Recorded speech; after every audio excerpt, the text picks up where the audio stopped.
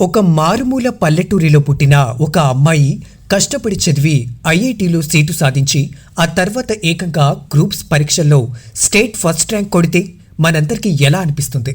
అబ్బా, ఎంత గ్రేట్ కదా! ఇలాంటి వాళ్ళు పవర్లోకి వస్తే మన జాతకాలు మారిపోతాయి, పేదలకు న్యాయం జరుగుతుంది అని ఎంతో ఆశగా చూస్తాం. కానీ తీరా పవర్ చేతికి వచ్చాక అదే అమ్మాయి ఒక సామాన్యుడి దగ్గర లంచం తీసుకుంటూ అడ్డంగా దొరికిపోతే ఆ ఆశలన్నీ ఒక్కసారిగా కూలిపోతాయి కదా.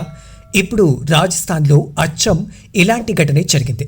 చదువులో టాప్, మాటలు కోటలు దాటుతాయి, కానీ చేతులు మాత్రం చాలా దారుణంగా ఉన్నాయి. అసలు ఈ కాజల్ మీనా ఎవరు?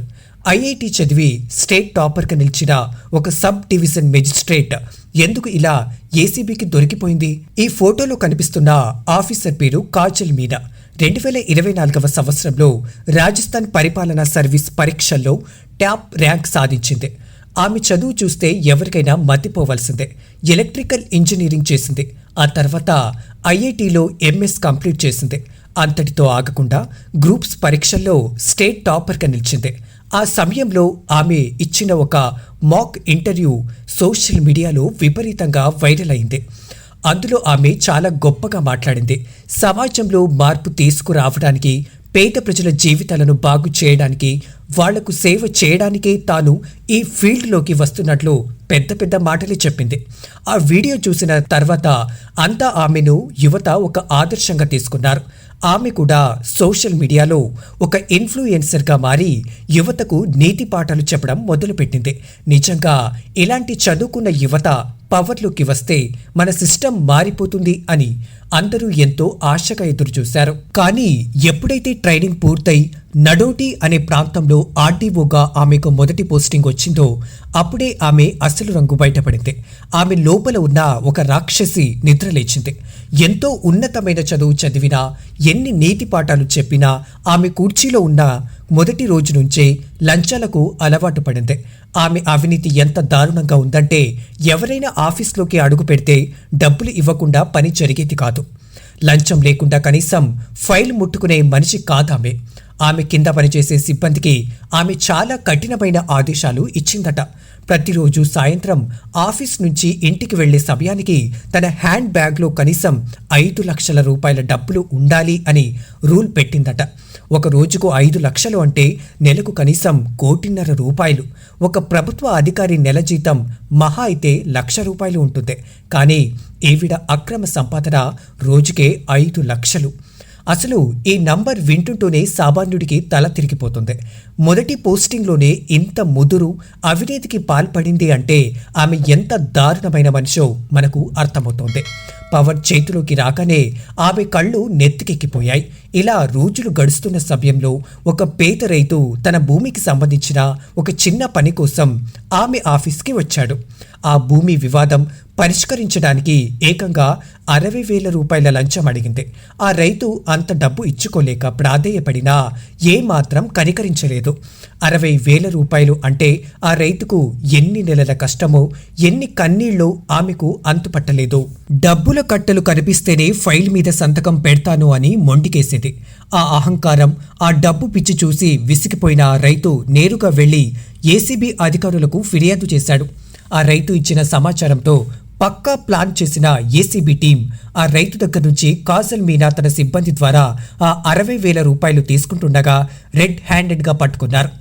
ఇక్కడే అధికారులకు ఇంకో పెద్ద షాక్ తగిలింది.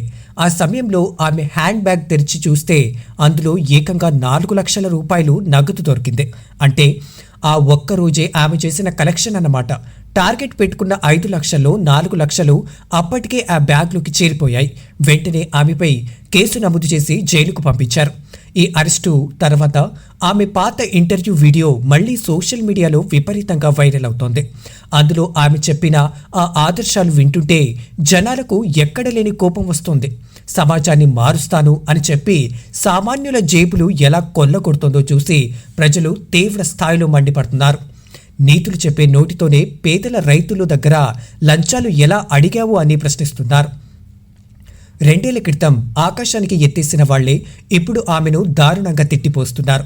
ఆ ఒక్క సంఘటన మన వ్యవస్థలో ఉన్న కుళ్ళిపోయిన పరిస్థితిని కళ్లకు కట్టినట్టు చూపిస్తుంది. ఇలాంటి అవినీతి అధికారుల సామాన్య ప్రజలను ఎలా దోచుకుంటున్నారో ఆలోచిస్తే గుండె తరుక్కుపోతుంది. ఒక రైతు శ్రాంతి లేకుండా కష్టపడి ఎండనక వాననక మట్టిలో పనిచేసి పండించిన పంటను అమ్మి ఆ వచ్చిన 4 రూపాయలని ఇలాంటి ఏసీ గదుల్లో కూర్చునే అధికారులకు లంచంగా ఇవ్వాల్సి వస్తోంది. వాళ్ల కష్టాన్ని ఈ అవినీతి రాబందుల రక్తం తాగినట్టు పీల్చేస్తున్నారు. పవర్లోకి రాకముందు మైకుల ముందు సమాజ సేవ అంటారు, ప్రజల జీవితాలు మారుస్తామంటారు. కానీ పవర్ వచ్చాక మాత్రం వాళ్ల బ్యాంక్ బ్యాలెన్స్లు పెంచుకుంటారు. సామాన్యుల జీవితాలతో వీళ్లకు ఎలాంటి సంబంధం ఉండదు. వీళ్లు చదువుకున్న చదువులు, ఐఐటీలు, స్టేట్ ర్యాంకులు అన్నీ కేవలం పెద్ద కుర్చీని కొనుక్కోవడానికి వాడే దొంగ మెట్లు మాత్రమే. ఒకప్పుడు ప్రభుత్వ ఆఫీస్కి వెళ్లాలంటే సామాన్యులకు ఒక భరోసా ఉండేది. కానీ ఇప్పుడు ఇలాంటి అధికారుల వల్ల ఆఫీస్ గడప తొక్కాలంటేనే ప్రజలు భయపడుతున్నారు. ఫైల్ కదలాలంటే పచ్చనోటు కనిపించాల్సిందే. చదువు అనేది మనిషికి కేవలం ఒక ఉద్యోగం తెచ్చుకోవడానికి మాత్రమే కాదు, ఒక మంచి వ్యక్తిత్వాన్ని, సమాజం పట్ల బాధ్యతను నేర్పాలి. చదువు సంస్కారాన్ని నేర్పాలి. కానీ ఇప్పుడు చదువు అనేది కేవలం అవినీతి చేయడానికి ఒక లైసెన్స్ లాగా మారిపోయింది. కాజల్, మీనా లాంటి వాళ్ళు సమాజానికి పట్టిన ఒక పెద్ద రోగం లాంటి వాళ్ళు. పైకి చాలా అందంగా, నీతిగా కనిపిస్తారు, లోపల మాత్రం వ్యవస్థను తినేస్తూ ఉంటారు. ఇలాంటి ఇన్ఫ్లుయెన్సర్లు చెప్పే మాటలు విని గుడ్డిగా నమ్మే యువతకు కూడా ఇది ఒక పెద్ద కనువిప్పు కావాలి. సోషల్ మీడియాలో కనిపించేదంతా నిజం కాదు అనడానికి ఇంతకంటే పెద్ద ఉదాహరణ అవసరం లేదు. మాటలు కోటలు దాటుతాయి, కాళ్ళు గడప దాటవు అన్నట్టు తయారైంది వీళ్ల బతుకు. అసలు ఈ వ్యవస్థలో ఎక్కడ తప్పు జరుగుతోంది? ఉన్నత విద్యా సంస్థల్లో నైతిక విలువలు ఎందుకు నేర్పలేకపోతున్నారు? ఇలాంటి వాళ్లు పట్టుబడినప్పుడు కేవలం సస్పెన్షన్, అరెస్టుతో సరిపెట్టకుండా వాళ్ల ఆస్తులు మొత్తం జప్తు చేసి జీవితాంతం ఎలాంటి ప్రభుత్వ ఉద్యోగం లేకుండా కఠినమైన శిక్షలు వేస్తే మార్పు వస్తుంది. లేకపోతే ఈరోజు కాజల్, మీనా దొరికింది, రేపు ఇంకొకరు వస్తారు. సామాన్యుడి రక్తం ఇలా పీలుస్తూనే ఉంటారు. ఈ దేశంలో చట్టాలు కేవలం పేదవాళ్లకే పరిమితం అన్నట్టుగా పరిస్థితి మారిపోయింది. చిన్న తప్పు చేసినా వాడిని రోడ్డు మీద కొట్టి పోలీస్ స్టేషన్లో పెడతారు. కానీ లక్షలు, కోట్లు లంచాలు తీసుకునే ఇలాంటి అధికారులకు మాత్రం విఐపి ట్రీట్మెంట్ దొరుకుతుంది. ఇదే జనాలకు తీవ్రమైన కోపాన్ని తెప్పిస్తోంది. అవినీతి జరిగిన వాడు ఎంత పెద్ద ఆఫీసర్ అయినా సరే వాడిని సమాజం ముందు నిలబెట్టి కఠినంగా శిక్షించాలి. ఎంతో కష్టపడి చదివి కుటుంబ సభ్యుల కలలు నిజం చేసి రేపటి తరానికి ఒక ఆదర్శంగా నిలవాల్సిన ఒక యువ అధికారిని నేడు లంచం కేసులో జైలు పాలు కావడం నిజంగా చాలా బాధాకరం.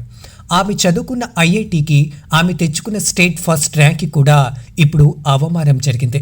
చదువు మనిషికి విలువలు నేర్పాలి తప్ప ఇలాంటి దోపిడీని కాదు. పవర్ అనేది ప్రజల కన్నీళ్లు తుడవడానికి వాడాలి, కానీ వాళ్లను ఏడ్పించడానికి కాదు. ఇలాంటి అవినీతి అధికారుల విషయంలో ప్రభుత్వాలు కూడా చాలా కఠినంగా ఉండాలి. వాళ్ల మీద ఉన్న కేసులను స్పెషల్ కోర్టులు పెట్టి వెంటనే శిక్ష పడేలా చెయ్యాలి. అప్పుడే మిగతా అధికారుల్లో ఒక భయం మొదలవుతుంది. వ్యవస్థ మీద సామాన్య ప్రజలకు నమ్మకం కలుగుతుంది. ఈ దారుణమైన అవినీతి సంఘటన మీద మీ అభిప్రాయం ఏంటో కామెంట్ సెక్షన్లో చెప్పండి. ఇలా పట్టుబడిన అధికారులకు ఎలాంటి శిక్ష వేస్తే మిగతా వాళ్లకు భయం వస్తుందో తప్పకుండా షేర్ చేయండి.